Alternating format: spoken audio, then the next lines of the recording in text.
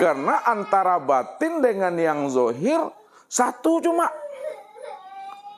Sebutannya dua, penyampainya dua, tapi yang disebut itu orangnya satu atau dua tuh?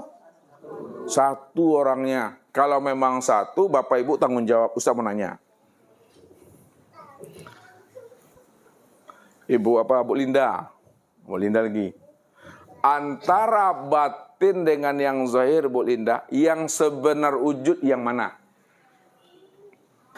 Yang sebenar wujud itu adalah yang batin. Ya. Kalau yang sebenar wujud itu yang batin, lalu yang zahir ini apa bagi yang batin? Hah? Kenyataan siapa? Kenyataan yang Kalaulah yang zahir ini kenyataan yang batin, siapa sebenar-benarnya yang zahir itu dalam pandangan Linda? Ustaz tidak ada bilang Allah tadi? Siapa? Halo Ibu, bantu? Kalaulah yang zahir ini kenyataan yang batin, siapa sebenar-benarnya yang zahir itu dalam pandangan hati Bapak Ibu? Itulah yang sebenar-benarnya yang batin. Maka yang batin itulah yang zahir tuh. Yang zahir itulah sebenarnya yang batin. Itu memahaminya tuh. Nah, karena dia zahir, yang batin itu zahir, maka zahirnya itu disebut dengan nur. Nur itu terang jelas tuh.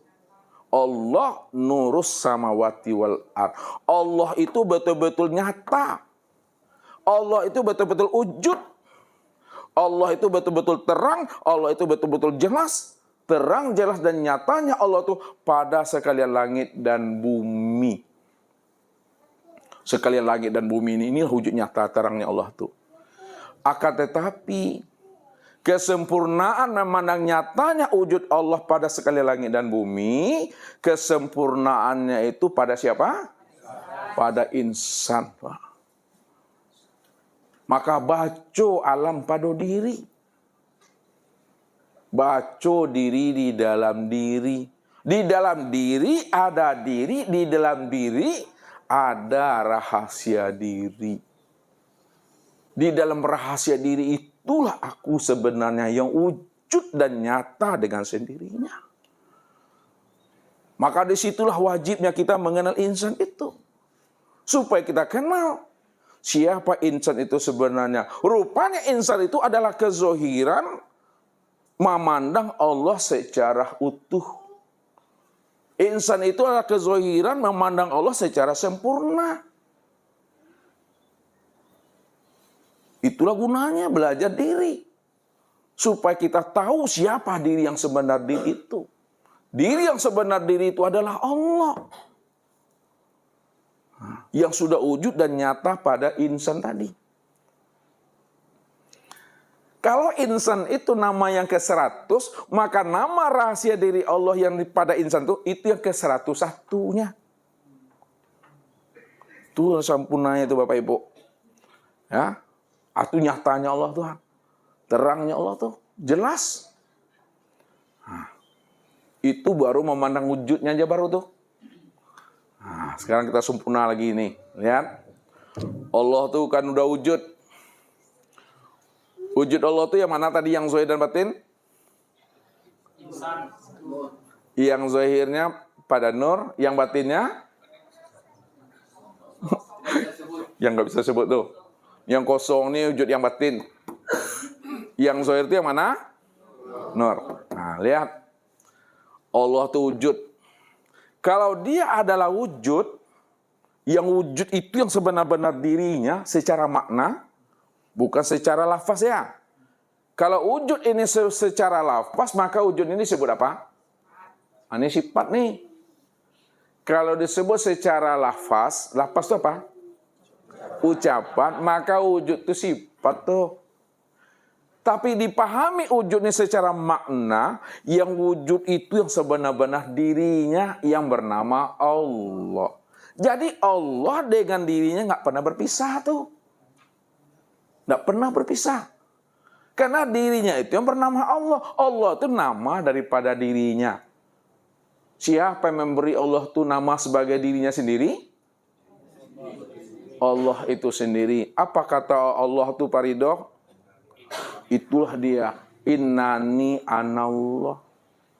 Allah menjelaskan bahwa sesungguhnya diriku inilah yang bernama Allah itu. Jadi nama Allah itu bukan nama yang dihantarkan makhluk. Tapi Allah itu adalah nama yang dia sendiri yang menamai dirinya dengan Allah itu. Allah itulah nama yang sempurna.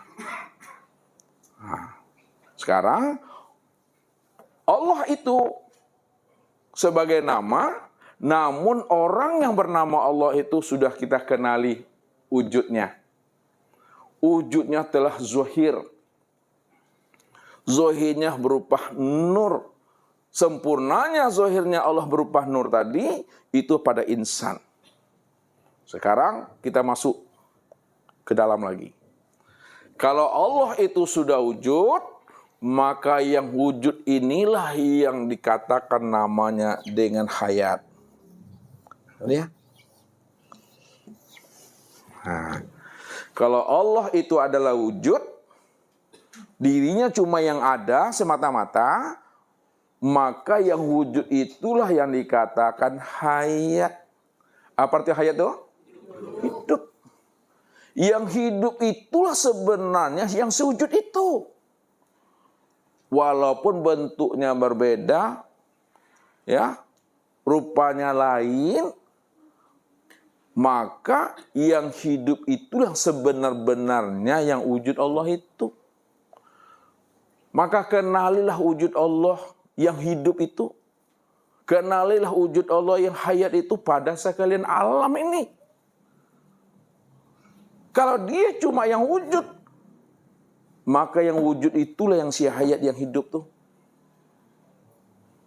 Kalau dia yang hayat yang hidup, maka yang hayat itulah yang dikatakan sama. Yang hayat itulah yang dikatakan basar. Yang hayat itulah yang dikatakan kalam. Yang hayat itulah yang dikatakan ilmu. Yang hayat itulah yang dikatakan kudrat. Yang hayat itulah yang dikatakan iradat. Jadi si sama, si basar, si kalam, si ilmu, si kudrat, si iradat itu adalah si hayat. Yang hayat itulah sebenarnya akan wujud dirinya Allah tuh. Ya, yang hidup itulah wujud dirinya Allah tuh. Yang sudah nyata pada alam sempurna pada diri Bapak Ibu itu. Maka rasakanlah. Nah, ini bahasa muraqabah. Rasakanlah kehadiran Allah yang wujud yang dikatakan hayat pada diri. Nah, itu yang turun naik itu Bapak Ibu. Turun naik yang keluar masuk tuh. Nah, ini yang pada napasnya. Nah, yang keluar masuk tuh.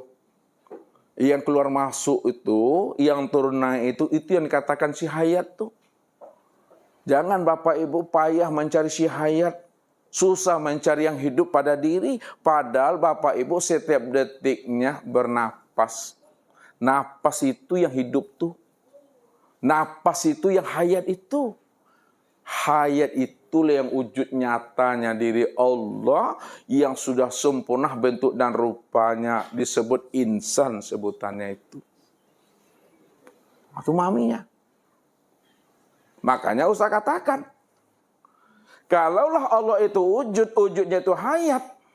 Sama basar kalam, ilmu kudrat dan iradat. Dialah yang wujud yang awal, dialah wujud yang akhir, zahir dan batin. Maka orangnya yang mana? Kan itu tuh. Orang yang bernama wujud Allah, si hayat, si sama, si basar, si kalam itu. Yang awal, akhir, zahir dan batin itu. Orangnya yang mana? Orangnya itu